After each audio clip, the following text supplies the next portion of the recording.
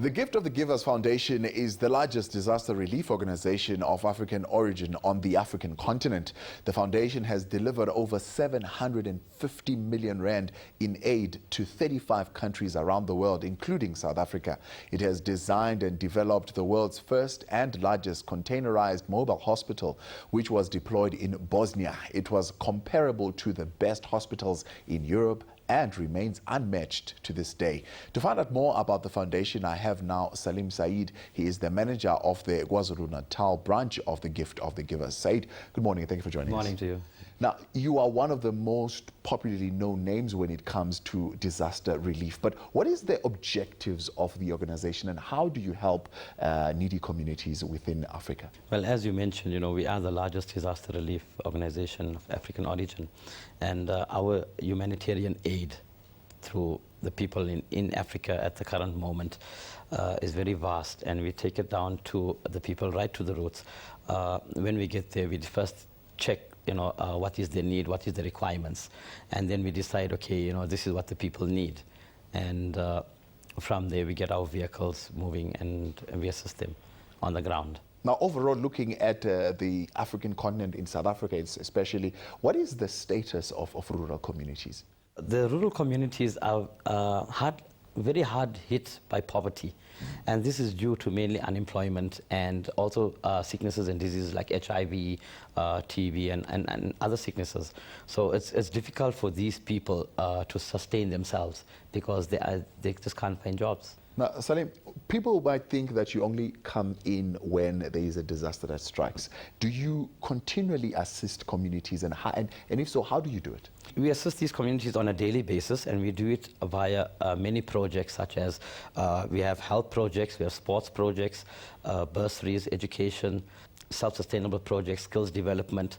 We try and get people back on their feet, and we call it Project Dignity, where we try and give people back their dignity. And Dr. Suleiman has also invented energy supplement food called Sibusiso Ready Food. And this is very good for people who suffer with HIV and TB and others. It gives them lots of energy, so they can actually get up from the beds and try and earn a sustainable life. So it is a continuous thing that you are involved within rural communities. Exactly.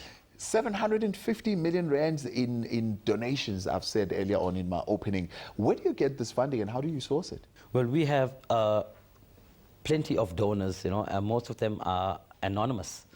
And those funding are directed especially for the projects that we request. If there's a disaster and we put out an SMS or a mail stating that we require funds for this specific disaster, so we have these donors that just donate for that specific disaster. Now, we spoke earlier on about the floods now in Mozambique. Over 140,000 people or so that have been left without homes. What is the current situation? Well, at the moment we've attended to 150,000 families in Mozambique. Lots of them lost their homes. They've got no homes at all. They've got no food at all, no blankets, clothing, mattresses, and we've provided that for them at the current moment. The value of that was over 2 million rand, and now we've got another vehicle that's leaving with another load, so an estimation of over 3 million rand, on food, clothing, mattresses and stuff that's sent out to them. And for this year, what other programs are you looking to support or to run as a foundation? As we say, we run projects on our daily basis, and it's difficult to start new projects because there is no new projects. When it comes to self-sustainability, we have to look at people, the unemployed, what skills they have. How can we get them jobs, or how can we provide for them, How can we make it a better life for them? And then we come to poverty. Poverty is one of our biggest problems that we have. And we provide food parcels, we do garden projects for them, where they plant, we supply them for seeds, fertilizers, tunnels. And tunnels are one of our most expensive projects, and we require lots of funding for this. So we urge businesses and other community leaders to get involved with us, to partner us, and see where we can make it easy, for us and for the communities that's affected. It's a vast footprint that you are covering within Africa, and you've got branches all around the country. We've got branches all around the country, yeah. Any future plans that you can share with us immediately?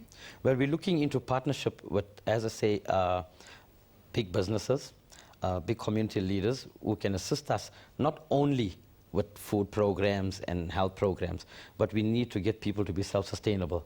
We need to get people back onto their feet. With the big unemployment crisis in our country, crime is taking over. So we want to try and eradicate crime and provide jobs for people instead of leaving them to loiter around. Drugs in our schools are one of the biggest hits now. So we've extended our projects to schools, to clinics, to hospitals, and most of the people that's affected and suffer with TB and HIV, they take medication, but they don't have the right foods to eat. So this is where our garden projects and our health programs come in. And this is very important to the local communities. Now, if you want to get involved with the Gift of the Givers Foundation and you'd like more information, do visit us on our website, www.growingtomorrow.co.za, or give us a call on our hotline, 011-791-5658, and we'll be able to give you details of how to get in touch. Salim, we appreciate your time. Thank you very much for coming. You're welcome.